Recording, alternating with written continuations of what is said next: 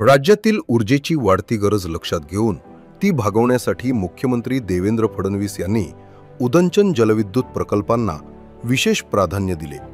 सह्याद्री पर्वतरांगातील भौगोलिक रचना आणि जलस्रोतांचा योग्य वापर करून उदंचन प्रकल्पांच्या माध्यमातून ऊर्जा निर्मिती आणि जलसंपदा संवर्धन ही दोन्ही उद्दिष्टे साधण्याचा निश्चय त्यांनी केला आहे। याकरिता राज्य सरकारने दीर्घकालीन व परिणामकारक धोरण तयार केले असून खासगी गुंतवणूकदारांना आकर्षित करण्यासाठी सुलभ प्रक्रिया आणि फास्ट ट्रॅक यंत्रणा उभारण्याचा निर्णय घेतलाय।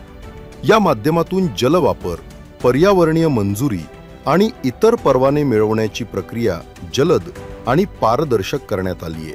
राज्यात आतापर्यंत 50 उदंचन जलविद्युत प्रकल्पांसाठी सामंजस्य करार झाले आहेत। या सर्व प्रकल्पांमधून सुमारे 70,315 मेगावॅट वीज निर्मिती आणि 3,83,00,000 रुपयांची गुंतवणूक अपेक्षित आहे।